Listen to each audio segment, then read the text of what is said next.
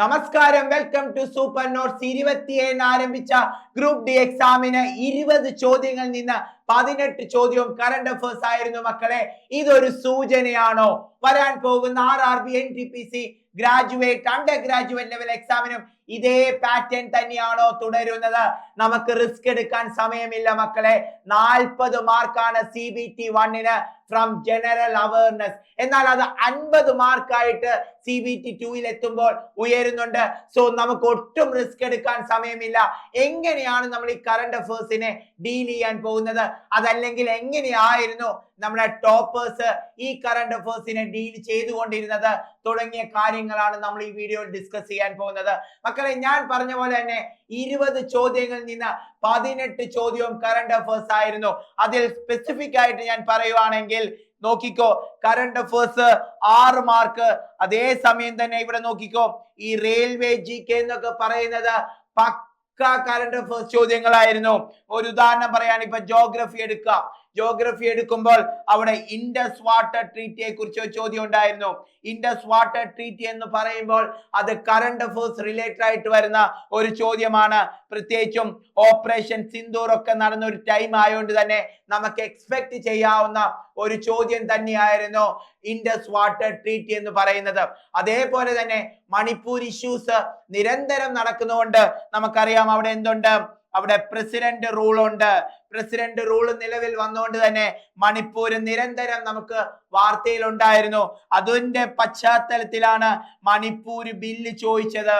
So ഇങ്ങനെയാണ് നമ്മൾ എന്ത് ചെയ്യുന്നത്, സബ്ജക്റ്റിനെ കറണ്ട് അഫയേഴ്സുമായിട്ട് കണക്ട് ചെയ്യുന്നത്. രാവിലത്തെ നമ്മുടെ സെക്ഷനിൽ നമ്മൾ ഇതേ രീതിയിൽ തന്നെയാണ് മുന്നോട്ട് പോകുന്നത്. അതുകൊണ്ട് തന്നെ നമ്മുടെ കറണ്ട് അഫയേഴ്സ് ഫോളോ ചെയ്ത പല വിദ്യാർത്ഥികൾക്കും എന്തായിരുന്നു, കറണ്ട് അഫയേഴ്സ് ഈസി ആയിട്ട് തന്നെ ടാക്കിൾ ചെയ്യാൻ അവർക്ക് സാധിച്ചു. കാരണം ഈ ഒരു സ്ട്രാറ്റജിയാണ് നമ്മൾ രാവിലത്തെ മോർണിംഗ് കറണ്ട് അഫയേഴ്സിൽ മുന്നോട്ട് കൊണ്ടുപോകുന്നത്. ഈ മണിപ്പൂർ ബില്ലിലേക്ക് വരുവാണെങ്കിൽ അതെന്താണ്, അത് ഇന്ത്യൻ പൊളിറ്റിയുമായിട്ട് നമുക്ക് കണക്ട് ചെയ്യാൻ സാധിക്കുമെങ്കിൽ പോലും അത് കറണ്ട് അഫയേഴ്സിൽ അത്രമാത്രം റെലവെന്റ് ആയിരുന്ന ഒരു കാര്യമായിരുന്നു. അതേസമയം തന്നെ അപ്പോയിന്റ്മെന്റുകളും ഗവൺമെന്റ് സ്കീമുകളും ഒക്കെ നിരന്തരം നമുക്ക് ക്വസ്റ്റ്യൻ എക്സ്പെക്ട് ചെയ്യാവുന്ന ഒരു ഏരിയ തന്നെയായിരുന്നു മക്കളെ. സോ ഇങ്ങനെയാണ് നമ്മൾ കറണ്ട് അഫയേഴ്സിനെ ഡീൽ ചെയ്യാൻ പോകുന്നത്. ഇനി നമുക്കറിയാം, ഈ കറണ്ട് അഫയേഴ്സിലേക്ക് വരുമ്പോൾ വളരെ കോർ ആയിട്ട് വരുന്ന ഏരിയ ഏതാന്ന് ചോദിച്ചാൽ നമുക്ക് നിസ്സംശയം പറയാൻ സാധിക്കും എന്താണ്, നാഷണൽ സ്കീംസ്. നമ്മളത് എടുത്ത് തന്നെ നമ്മളെ കറണ്ട് അഫയേഴ്സ് സെക്ഷനിൽ നമ്മൾ പഠിച്ചിട്ടുണ്ട്. അതേപോലെ തന്നെ നമ്മൾ ഗ്രൂപ്പ് ഡി എക്സാമുമായി ബന്ധപ്പെട്ട് ഒരു സ്കീമിന്റെ പ്രത്യേക ഒരു വീഡിയോ തന്നെ ചെയ്തിട്ടുണ്ട്. എന്താണ് നാഷണൽ സ്കീംസും അതേപോലെ തന്നെ ഗവൺമെന്റ് പോളിസീസ്, ആക്ട് തുടങ്ങിയ കാര്യങ്ങൾ ഏതൊരു എക്സാമിനും അത്രമാത്രം ഇമ്പോർട്ടന്റ് ആണ്. പ്രത്യേകിച്ചും ആ ഒരു 2025 നടക്കുന്ന കാര്യങ്ങളാണെങ്കിൽ അത് വളരെയധികം ഇമ്പോർട്ടന്റ് ആണ്. ബഡ്ജറ്റിൽ പറയുന്ന അല്ലെങ്കിൽ ബഡ്ജറ്റിൽ മെൻഷൻ ചെയ്യുന്ന സ്കീമുകളും വളരെ ഇമ്പോർട്ടന്റ് ആണ്. ഇന്റർനാഷണൽ സബ്മിറ്റുകൾ നമ്മളത് നിരന്തരം നമ്മുടെ കറണ്ട് അഫയേഴ്സ് ക്ലാസ്സിൽ ഡിസ്കസ് ചെയ്യുന്ന കാര്യമാണ്. ബ്രിക്സ്, G20 നമുക്കറിയാം, G20 ഉച്ചകോടി നടക്കുകയാണ്, ബ്രിക്സ് ഉച്ചകോടി നടക്കുകയാണ്, G7 ഉച്ചകോടികൾ നടക്കുകയാണ്. ഇതിന്റെ ഭാഗമായിട്ട് നമ്മുടെ പ്രധാനമന്ത്രി എന്ത് ചെയ്യുന്നുണ്ട്, പല വിദേശ രാജ്യങ്ങളിൽ വിസിറ്റ് ചെയ്യുന്നുണ്ട്.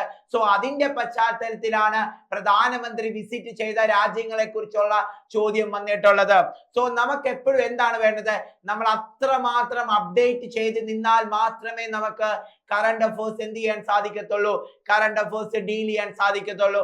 അതേ രീതി തന്നെയാണ് നമ്മുടെ സെക്ഷൻസ് രാവിലെ മുന്നോട്ട് കൊണ്ടുപോകുന്നത്. സോ ഇനി നാഷണൽ എക്കണോമിയിലേക്ക് വരുവാണെങ്കിൽ ഞാൻ നേരത്തെ പറഞ്ഞ പോലെ തന്നെ ബഡ്ജറ്റ് ഒരിക്കലും നമുക്ക് എന്ത് ചെയ്യാൻ സാധിക്കില്ല, നമുക്ക് ഒഴിവാക്കാൻ പറ്റാത്ത ഒരു ഏരിയ തന്നെയാണ്. അതേപോലെ തന്നെ RBIയുടെ പോളിസീസ് എടുക്കുകയാണെങ്കിൽ മോണിറ്ററി പോളിസി കമ്മിറ്റികൾ, അതേപോലെ തന്നെ നമ്മൾ പറയേണ്ട മറ്റു കാര്യമാണ് ഇൻഫ്ലേഷൻ തുടങ്ങിയ കാര്യങ്ങൾ. ഇൻഫ്ലേഷനിലൊക്കെ എന്തെങ്കിലും തരത്തിലുള്ള അപ്ഡേറ്റുകൾ വന്നാൽ നിങ്ങൾ നോക്കി തന്നെ പോകേണ്ട ഒരു കാര്യം തന്നെയാണ്. സയൻസ് ആൻഡ് ടെക്നോളജി ഒരിക്കലും നമ്മൾ ഒഴിവാക്കല് മക്കളെ. കാരണം അത്രമാത്രം എന്തുണ്ട്, ഒരു എംപവർമെന്റും അതേപോലെ തന്നെ എന്താണ് ഗ്രോത്തും വരുന്ന ഒരു ഏരിയ ആണ്. ഡെവലപ്മെന്റുകൾ എന്താണ് ദിവസേന വരുന്ന ഒരു ഏരിയ തന്നെയാണ് സയൻസ് ആൻഡ് ടെക്നോളജി എന്ന് പറയുന്നത്. പ്രത്യേകിച്ചും ISROയുടെ ഡെവലപ്മെന്റുകൾ, DRDOയുടെ ഡെവലപ്മെന്റുകൾ, മേജർ പ്രോജക്റ്റുകൾ, ISROയുടെ ഓരോ ഡെവലപ്മെന്റുകളും നമ്മൾ കറണ്ട് അഫയേഴ്സ് സെക്ഷനിൽ കണ്ടിട്ടുണ്ട്. സോ നിങ്ങൾ മാരത്തോൺ കണ്ടിട്ടുണ്ടെങ്കിൽ നിങ്ങൾക്ക് മനസ്സിലാക്കാൻ സാധിക്കും എല്ലാ തരത്തിലുള്ള മിസൈലുകളെ കുറിച്ചും അതേപോലെ തന്നെ ലോഞ്ച് വെഹിക്കിളിനെ കുറിച്ചും ഒക്കെ നമ്മൾ ഡിസ്കസ് ചെയ്ത് പോയിട്ടുണ്ട്.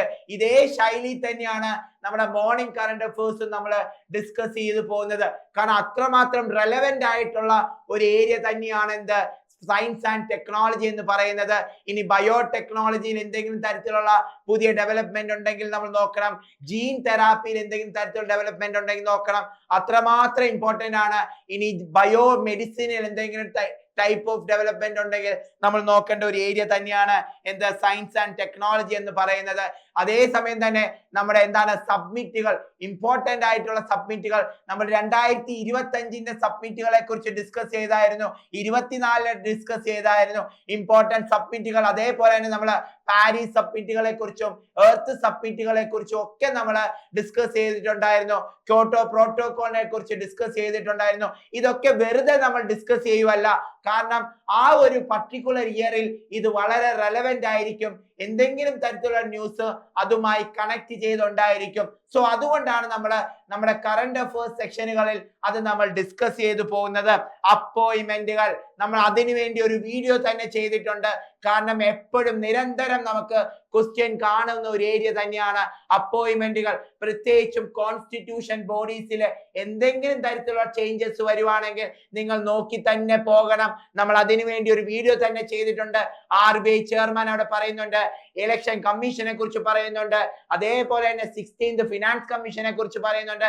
വെറുതെ പറഞ്ഞു പോവല്ല. അതേ സമയത്ത് തന്നെ അതിന്റെ എന്തുണ്ട്, അതിന്റെ 15th ഫിനാൻസ് കമ്മീഷനെ കുറിച്ചും അതിന്റെ കോൺസ്റ്റിറ്റ്യൂഷണൽ ആയിട്ടുള്ള ആർട്ടിക്കിൾസിനെ കുറിച്ചും ഒക്കെ നമ്മൾ അവിടെ മെൻഷൻ ചെയ്തു പോകുന്നുണ്ട്.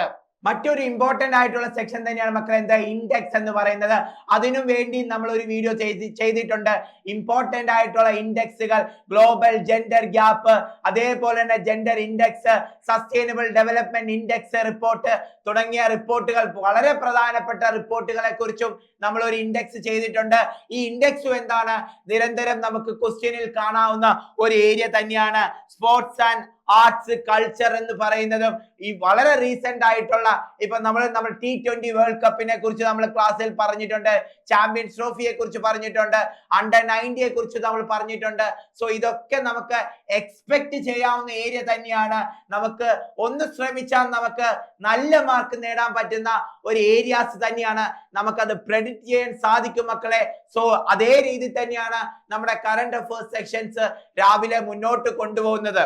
ഇനി ഇതിൽ തന്നെ ഏറ്റവും വെയിറ്റേജ് ഉള്ള ഏരിയ ഏതാന്ന് ചോദിച്ചാൽ അത് നിസ്സംശയം എനിക്ക് പറയാൻ പറ്റും. എന്താണ്, ഗവൺമെന്റ് സ്കീമുകളെ കുറിച്ച് നമ്മൾ നല്ലൊരു വീഡിയോ തന്നെ ചെയ്തിട്ടുണ്ട് നമ്മൾ ആദർശ് സാറ്.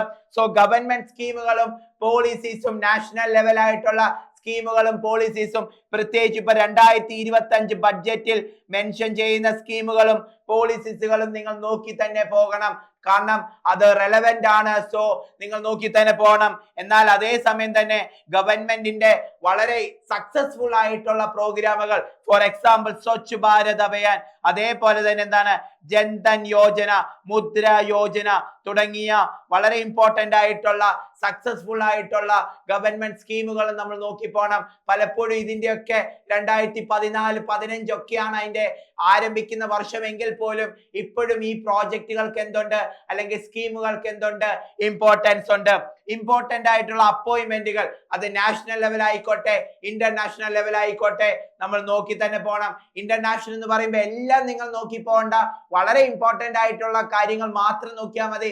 അതെല്ലാം നമ്മൾ ക്ലാസ്സിൽ ഡിസ്കസ് ചെയ്യുന്നതാണ്. പക്ഷെ നാഷണൽ ലെവല് നിങ്ങൾ അത്യാവശ്യം ഡെപ്തിൽ തന്നെ നോക്കേണ്ടതാണ്. നമുക്ക് പറയാൻ പറ്റില്ല ഏത് ഏരിയയിൽ നിന്നാണ് വരുന്നത്. പക്ഷെ അപ്പോഴും നിങ്ങൾ ഓർക്കേണ്ട കാര്യം 2025 എന്തെങ്കിലും തരത്തിലുള്ള മാറ്റങ്ങൾ ഉണ്ടെങ്കിൽ അത് സ്പെസിഫിക് ആയിട്ട് തന്നെ നോക്കി തന്നെ പോകണം. ദെൻ നേരത്തെ പറഞ്ഞ പോലെ തന്നെ എന്താണ്, അവാർഡുകൾ ഇമ്പോർട്ടന്റ് ആണ്. ഓസ്കാർ അവാർഡ് ആണെങ്കിലും അതേപോലെ തന്നെ നോബൽ പ്രൈസ് ആണെങ്കിലും സെയിം ടൈം നമ്മൾ ഇവിടുത്തെ തന്നെ ഇമ്പോർട്ടന്റ് ആയിട്ടുള്ള നാഷണൽ അവാർഡുകൾ, ദെൻ ദാദാ സാഹിബ് ഫാൽക്കെ അവാർഡുകൾ, ജ്ഞാനപീഠം തുടങ്ങിയ വളരെ ഇമ്പോർട്ടന്റ് ആയിട്ടുള്ള അവാർഡുകളും നിങ്ങൾ നോക്കി തന്നെ പോകേണ്ടതാണ്. ഇതൊക്കെയാണ് കറണ്ട് അഫയേഴ്സിൽ ഇമ്പോർട്ടന്റ് ആയിട്ട് വരുന്നത്. ഞാൻ നേരത്തെ പറഞ്ഞ പോലെ തന്നെ ഗവൺമെന്റ് സ്കീംസ് ആൻഡ് പോളിസീസ് ഒരിക്കലും നിങ്ങൾ ഒഴിച്ചുകൂടാൻ പറ്റാത്ത ഒരു ഏരിയ തന്നെയാണ്. എന്നാൽ ഇതിനകത്ത് എല്ലാം പഠിക്കണോ എന്ന് ചോദിച്ചാൽ ഒരിക്കലും എല്ലാം പഠിക്കണ്ട. നിങ്ങൾ പ്രത്യേകിച്ച് ഞാനിവിടെ പറഞ്ഞ പോലെ തന്നെ 5 W ഒരു H മാത്രം പഠിച്ചാൽ മതി. എന്ന് വെച്ചാൽ എന്താണ് അതിന്റെ ഒബ്ജക്റ്റീവ്, ആരൊക്കെയാണ് അതിന്റെ ബെനിഫിഷ്യറീസ്, ഏത് വർഷമാണ് അത് ലോഞ്ച് ചെയ്തത്, അതേസമയം തന്നെ ഏത് മിനിസ്ട്രിയാണ് അതിനകത്ത് ഇൻവോൾവ്ഡ് ആയിട്ടുള്ളത്, then how it is funded, എങ്ങനെയാണ് അത് ഫണ്ട് ചെയ്യുന്നത് തുടങ്ങിയ കാര്യങ്ങൾ മാത്രം നിങ്ങൾ നോക്കിയാൽ മതി. എല്ലാം ഒന്ന് നോക്കിപ്പോലെ ഏത് മിനിസ്ട്രിയാണ്, എന്താണ് അതിന്റെ ഒബ്ജക്റ്റീവ്, എന്നാണ് അത് ലോഞ്ച് ചെയ്തത്, എവിടുന്നാണ് അതിന്റെ ഫണ്ടിങ് വരുന്നത്, ആരൊക്കെയാണ് അതിന്റെ ബെനിഫിഷ്യറീസ് തുടങ്ങിയ കാര്യങ്ങൾ മാത്രം നിങ്ങൾ എന്ത് നോക്കിയാൽ മതി, government schemes and policies related നോക്കിയാൽ മതി. അപ്പോയിന്റ്മെന്റുകൾ ഞാൻ ഇവിടെ പറഞ്ഞ പോലെ തന്നെ നമ്മൾ ഡിസ്കസ് ചെയ്ത കാര്യം തന്നെയാണ് എന്ത്, കോൺസ്റ്റിറ്റ്യൂഷൻ ബോഡീസ് ഒരിക്കലും നിങ്ങൾ ഒഴിവാക്കല്ല. അത് ഇലക്ഷൻ കമ്മീഷൻ ആണെങ്കിലും, അതേപോലെ തന്നെ RBI ആണെങ്കിലും, അതേപോലെ തന്നെ UPSC ആണെങ്കിലും, CAG ആണെങ്കിലും ഒക്കെ നിങ്ങൾ നോക്കി തന്നെ പോണം. ഇന്റർനാഷണൽ ബോഡീസ് എല്ലാം ഒന്ന് നോക്കല്ലേ. ഈ പറഞ്ഞ പോലെ തന്നെ UN എന്തെങ്കിലും ചേഞ്ചസ് വരുമ്പോൾ നോക്കണം, IMF മോണിറ്ററി പോളിസി നോക്കണം, അതേപോലെ തന്നെ നിങ്ങൾ വേൾഡ് ബാങ്കിന്റെ ചെയർമാനെ ഒക്കെ നിങ്ങളൊന്ന് നോക്കി തന്നെ പോണം. CBI, RBI തുടങ്ങിയ സെൻട്രൽ ഏജൻസീസിനെ കുറിച്ചും നിങ്ങളൊന്ന് മെൻഷൻ ചെയ്ത് നിങ്ങൾ നോക്കി തന്നെ പോണം. ഇതൊക്കെയാണ് ഇമ്പോർട്ടന്റ് ആയിട്ട് വരുന്ന അപ്പോയിന്റ്മെന്റുകൾ. എന്നാൽ അവാർഡിലേക്ക് വരുമ്പോൾ ഞാൻ പറഞ്ഞ പോലെ തന്നെ ഇത്തവണ എന്ത് വന്നിട്ടുണ്ട്, രാജീവ് ഗാന്ധി, ഇപ്പൊ രാജീവ് ഗാന്ധി എന്നല്ല ധ്യാൻചന്ദ് KL രത്ന അവാർഡ് വന്നിട്ടുണ്ട്. അതിനെക്കുറിച്ചാണ് ഈ തവണ വന്നിട്ടുള്ള ഒരു ക്വസ്റ്റ്യൻ എന്ന് പറയുന്നത്. ഇതേ സമയം തന്നെ നമുക്ക് പത്മ അവാർഡുകളെ കുറിച്ച് ചിലപ്പോൾ ചോദിക്കാം, നാഷണൽ അവാർഡുകളെ കുറിച്ച് ചോദിക്കാം, ജ്ഞാനപീഠത്തെ കുറിച്ച് ചോദിക്കാം. ഇതാ 2025 ഇതേ 24 കാലഘട്ടത്തിലെ ഒന്ന് നോക്കി പോകുന്നത് നല്ലതായിരിക്കും. ഒരു പക്ഷെ നമുക്ക് പറയാൻ പറ്റില്ല. അറ്റ് ദ സെയിം ടൈം നിങ്ങൾ ബുക്കർ പ്രൈസ് നോക്കണം. ബുക്കർ പ്രൈസ് ഞാൻ നേരത്തെ പറഞ്ഞ പോലെ ബുക്കർ പ്രൈസ് നോക്കണം, നോബൽ പ്രൈസ് നോക്കണം, ഓസ്കാർ ചോദ്യം വരുന്നതാണ്. ഓസ്കാർ തുടങ്ങിയ ഇമ്പോർട്ടന്റ് ആയിട്ടുള്ള അവാർഡുകൾ നിങ്ങൾ നോക്കി തന്നെ പോകുന്നത് നല്ലതായിരിക്കും മക്കളെ. സോ ഇങ്ങനെയാണ് നമ്മൾ കറണ്ട് അഫേഴ്സ് എന്ത് ചെയ്യേണ്ടത്, കറണ്ട് അഫേഴ്സ് നമ്മൾ ഡീൽ ചെയ്യേണ്ടത്. സോ അവസാന നിമിഷം അല്ലെങ്കിൽ നമ്മൾ ഈ പറയുന്ന എക്സാമിനോട് അടുക്കുമ്പോൾ എന്തൊക്കെയാണ് ചെയ്യേണ്ടത്, നമുക്കറിയാം ഇനിയും എക്സാമുകൾ നമുക്ക് വരുന്നുണ്ട്. ഈ തെറ്റുകൾ ഒരിക്കലും ഇനി വരാൻ പോകുന്ന എക്സാമിൽ നിങ്ങൾ ചെയ്തുകൂടാ. RRB, NTPC, graduate, under graduate എക്സാമുകൾ ഉടൻ തന്നെ വരും. സോ അതിനുവേണ്ടി നമ്മൾ എന്ത് ചെയ്യണം, ഇപ്പോഴേ പ്രിപ്പയർ ചെയ്ത് തുടങ്ങണം. അവസാന നിമിഷത്തേക്ക് വെക്കലേ മക്കളെ, അത് നമുക്ക് വീണ്ടും പണിയായിട്ട് വരും. സോ അവസാന നിമിഷം നമ്മൾ എന്താണ് ചെയ്യേണ്ടത്, ഞാൻ എൻ്റെ ക്ലാസ്സുകളിൽ എപ്പോഴും പറയുന്ന കാര്യമാണ്, റിവൈസ് ചെയ്യണം. അതാണ് ഏറ്റവും ഇമ്പോർട്ടന്റ് എന്ന് പറയുന്നത്. കാരണം അത്രമാത്രം നമ്മൾ എന്ത് ചെയ്യുന്നുണ്ട്, നമ്മളുടെ കണ്ടന്റ് നമ്മൾ എടുക്കുന്നുണ്ട്. ആ കണ്ടന്റ് വെറുതെ എടുത്താൽ പോരാ, അത് എന്ത് ചെയ്യണം, നമ്മൾ മാക്സിമം റിവൈസ് ചെയ്യണം. ആ റിവൈസ് ചെയ്യുമ്പോൾ നിങ്ങളുടെ കയ്യിൽ എന്ത് വേണം, ഒരു നോട്ട് വേണം. നമ്മൾ ക്ലാസ്സിൽ പറയുന്ന കാര്യങ്ങൾ നിങ്ങൾ ചെറിയ ചെറിയ നോട്ടുകൾ നിങ്ങൾക്ക് മനസ്സിലാവുന്ന പോലെ, അത് ഏത് ഭാഷയാണെങ്കിലും കുഴപ്പമില്ല, നിങ്ങൾക്ക് മനസ്സിലാവുന്ന പോലെ ഒരു നോട്ട് ഉണ്ടെങ്കിൽ അത് നിങ്ങൾക്ക് അവസാന നിമിഷം വളരെയധികം ഗുണം ചെയ്യുന്ന ഒരു കാര്യം തന്നെയാണ്. പിന്നെ വിഷ്വലൈസ് ചെയ്യുക, മാക്സിമം നിങ്ങൾ എന്ത് ചെയ്യുക, നിങ്ങൾക്ക് ഇമാജിൻ ചെയ്യാൻ കഴിവുണ്ടെങ്കിൽ അത് അങ്ങനെ ചെയ്യുമ്പോൾ നിങ്ങൾക്ക് എന്ത് ചെയ്യാൻ സാധിക്കും, നിങ്ങൾക്ക് കണക്ട് ചെയ്യാൻ സാധിക്കും. കോഡിലൂടെ നിങ്ങൾക്ക് കണക്ട് ചെയ്യാൻ സാധിക്കും. ഒരു ഉദാഹരണം ഞാൻ പറയുവാണെങ്കിൽ, ഇപ്പൊ സാർക്ക് രാജ്യങ്ങളൊക്കെ നമുക്ക് ബുദ്ധിമുട്ടാണ്. നമ്മൾ പഠിച്ചല്ലേ കാണാൻ പഠിക്കുക എന്ന് പറയുമ്പോൾ നമുക്ക് ഏതെങ്കിലും ഒരു രാജ്യത്തെ നമ്മൾ മറന്നുപോയാൽ തന്നെ നമുക്ക് ടോട്ടൽ കൺഫ്യൂസ്ഡ് ആവും. സോ സാർക്ക് രാജ്യങ്ങളെ നമ്മൾ ഒന്ന് ഓർത്തിരിക്കാൻ ഒരു കോഡ് നമുക്ക് പറയാം. എന്താണ്? MBBS Spain. ഇതുപോലെയുള്ള കോഡ് നിങ്ങൾ യൂസ് ചെയ്ത് കഴിഞ്ഞാൽ നിങ്ങൾക്ക് ഓർത്ത് വെക്കാൻ സാധിക്കും. അതേപോലെ തന്നെ വിഷ്വലൈസ് ചെയ്യുക. ഈ പറയുന്ന പോലെ തന്നെ ആക്ടുകളൊക്കെ ഉണ്ടെങ്കിൽ ആക്ടുകളിലെ ഓരോ പ്രൊവിഷനും നിങ്ങളൊന്ന് വിഷ്വലൈസ് ചെയ്ത് പഠിക്കുവാണെങ്കിൽ നിങ്ങൾക്ക് ഈസി ആയിരിക്കും. ഇപ്പൊ ഉദാഹരണം ഞാൻ ഈ പറഞ്ഞ പോലെ തന്നെ MBBS സ്പെയിൻ എന്ന് പറയുമ്പോൾ അതിനകത്ത് എന്ത് വരുന്നുണ്ട്, സാർക്ക് രാജ്യങ്ങളുടെ ആദ്യത്തെ പേരാണ് പറയുന്നത്. ഫോർ എക്സാമ്പിൾ M for മാലിദ്വീപ്, then B for Bangladesh, Bhutan, Sri Lanka, അതേപോലെ തന്നെ P for Palestine, A for Afghanistan, I for India, അതേപോലെ N for Nepal, MBBS Spain എന്ന് നമുക്ക് സാർക്ക് രാജ്യങ്ങളെ നമുക്ക് പറയാൻ സാധിക്കും. സോ ഇതാണ് ഒരു എക്സാമ്പിൾ ആണ് ഞാൻ പറയുന്നത്. അതേപോലെ തന്നെ G20 രാജ്യങ്ങൾക്കും അതേസമയം തന്നെ മറ്റ് എൻവയോൺമെന്റ് സബ്മിറ്റുകൾക്കും നമ്മൾ ഇതുപോലെയുള്ള കോഡുകളുണ്ട്. ഈ കോഡുകൾ വെച്ച് നിങ്ങൾ പഠിക്കുവാണെങ്കിൽ നിങ്ങൾക്ക് ഈസി ആയിട്ട് എന്ത് ചെയ്യാൻ സാധിക്കും, അവസാന നിമിഷം ഓർക്കാൻ നിങ്ങൾക്ക് സാധിക്കും. ദെൻ സെയിം ടൈം എപ്പോഴും നമ്മൾ പറയുന്ന കാര്യം തന്നെയാണ്, മാക്സിമം എന്ത് ചെയ്യുക, ടെസ്റ്റ് എടുക്കുക.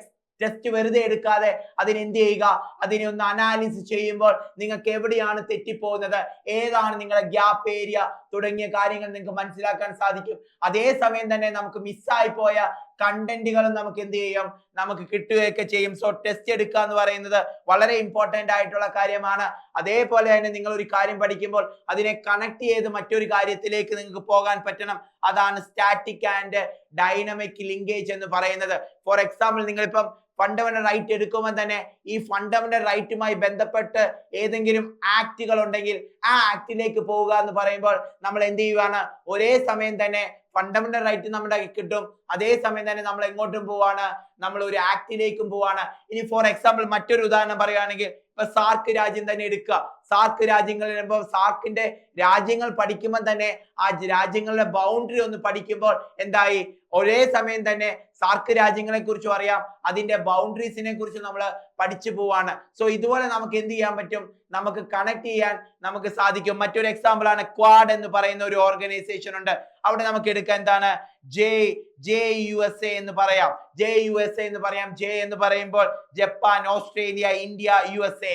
സോ ഇങ്ങനെയാണ് നമ്മൾ അതിനെ കോഡാക്കി പഠിക്കുന്നത്. സോ ഇതാണെങ്കിൽ അവസാന നിമിഷം നമുക്ക് എന്തായിരിക്കും, നമുക്ക് എളുപ്പമായിരിക്കും. സോ ഇത്രയും കാര്യങ്ങൾ നിങ്ങൾ മാക്സിമം ചെയ്താൽ തന്നെ നിങ്ങൾക്ക് എന്ത് ചെയ്യാൻ സാധിക്കും, നിങ്ങൾക്ക് കറണ്ട് അഫേഴ്സിൽ ഒരു അടിപൊളി പെർഫോമൻസ് കാഴ്ചവെക്കാൻ സാധിക്കും മക്കളെ.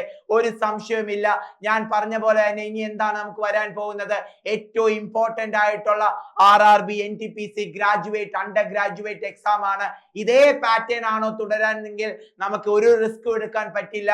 നമുക്ക് ഇപ്പോഴേ എന്ത് ചെയ്യണം, നമ്മൾ പ്രിപ്പയർ ചെയ്ത് തുടങ്ങണം. സോ അതുകൊണ്ട് തന്നെ നമ്മളിവിടെ പുതിയ ബാച്ച് ഇവിടെ നമ്മൾ സ്റ്റാർട്ട് ചെയ്തിട്ടുണ്ട്. യാത്ര എന്ന് പറയുന്ന നമ്മുടെ ബാച്ച് NTPC അണ്ടർ ഗ്രാജുവേറ്റും ഗ്രാജുവേറ്റിനും വേണ്ടി CBT 1 CBT 2 വേണ്ടിയാണ് നമ്മൾ ഈ ബാച്ച് പോകുന്നത്. സോ വളരെയധികം സ്പെഷ്യാലിറ്റി ഉള്ള ബാച്ച് തന്നെയാണ്. 350+ അവേഴ്സ് ക്ലാസ്സസ്, മെന്റർഷിപ്പ് പ്രോഗ്രാമുകൾ, അതേപോലെ തന്നെ മോട്ടിവേഷൻ സെക്ഷൻസ്. ഞാൻ നേരത്തെ പറഞ്ഞ പോലെ തന്നെ ഏതൊരു കോമ്പറ്റേറ്റീവ് എക്സാമിനും ഇമ്പോർട്ടന്റ് ആണ് PYQ അനാലിസിസ് ചെയ്യുക എന്ന് പറയുമ്പോൾ. PYQ അനാലിസിസ് ചെയ്യുമ്പോൾ നമുക്ക് മനസ്സിലാക്കാൻ സാധിക്കും എവിടെ നിന്നാണ് ഏറ്റവും കൂടുതൽ ചോദ്യങ്ങൾ വരുന്നത്, ഏത് ടൈപ്പ് ഓഫ് ചോദ്യങ്ങളാണ് വരുന്നത്, ഏതൊക്കെയാണ് വളരെ കോർ ആയിട്ടുള്ള ഏരിയാസ്, വെയിറ്റേജ് കൊടുക്കേണ്ടത് എവിടെയാണ്, അല്ലെങ്കിൽ കുറച്ച് വെയിറ്റേജ് കൊടുക്കേണ്ടത് എവിടെയാണ് തുടങ്ങിയ സ്മാർട്ട് വർക്ക് ചെയ്യാൻ ഏറ്റവും ഇമ്പോർട്ടന്റ് ആണ് PYQ അനാലിസിസ് ചെയ്യുക എന്ന് പറയുന്നത്. അതേസമയം തന്നെ മോക്ക് ടെസ്റ്റ് എടുക്കുക. വെറുതെ മോക്ക് ടെസ്റ്റ് എടുക്കാതെ അതിനെന്ത് ചെയ്യുക, അതിനെ അനാലിസിസ് ചെയ്യാനുള്ള ഒരു ഓപ്പർച്യൂണിറ്റി നമ്മൾ ഡിസ്കഷനിലൂടെ കിട്ടുന്നതായിരിക്കും. സോ അത്രമാത്രം സ്പെഷ്യാലിറ്റി ഉള്ള ഒരു ബാച്ചാണ് നമ്മുടെ യാത്രി ബാച്ച് എന്ന് പറയുന്നത്. നമ്മുടെ നോട്ടുകൾ വളരെ പോപ്പുലർ ആണ്. എന്താണ്, പ്രിന്റബിൾ PDF നോട്ടുകളാണ് നമ്മുടെ. സോ നിങ്ങൾക്ക് പ്രിന്റ് എടുത്ത് നിങ്ങൾക്ക് പഠിക്കാൻ സാധിക്കും. അത്രമാത്രം സ്പെഷ്യാലിറ്റി ഉള്ള ഒരു ബാച്ച് തന്നെയാണ് നമ്മുടെ യാത്രി ബാച്ച് എന്ന് പറയുന്നത്. CBT 2 വരെയാണ് അതിന്റെ ഒരു വാലിഡിറ്റി എന്ന് പറയുന്നത്. നിങ്ങൾക്ക് കൂടുതൽ ഇൻഫോർമേഷന് വേണ്ടി 8281223366 എന്ന് പറയുന്ന നമ്പറിൽ കോൺടാക്ട് ചെയ്താൽ യാത്രി ബാച്ചിനെ കുറിച്ച് നിങ്ങൾക്ക് കൂടുതൽ ഇൻഫോർമേഷൻ കിട്ടും. അതേസമയം തന്നെ ഇതിന്റെ താഴെ ഒരു ഗൂഗിൾ ഫോം ഉണ്ട്. ആ ഗൂഗിൾ ഫോം ഫിൽ ചെയ്താലും നിങ്ങൾക്ക് ഈ പറയുന്ന യാത്രി ബാച്ചിനെ കുറിച്ച് കൂടുതൽ ഡീറ്റെയിൽസ് കിട്ടുന്നതായിരിക്കും മക്കളെ. സോ എല്ലാവരും അടിപൊളിയായിട്ട് തന്നെ പഠിക്കട്ടെ. നിങ്ങളുടെ RRB NTPC graduate level, under graduate level എക്സാമിന് വേണ്ടി ഇപ്പോഴേ നിങ്ങൾ പ്രിപ്പയർ ചെയ്ത് തുടങ്ങിയാൽ നിങ്ങൾക്ക് ഉറപ്പായിട്ടും നിങ്ങളുടെ സ്വപ്ന ജോലിയിലേക്ക് എത്താൻ സാധിക്കും മക്കളെ.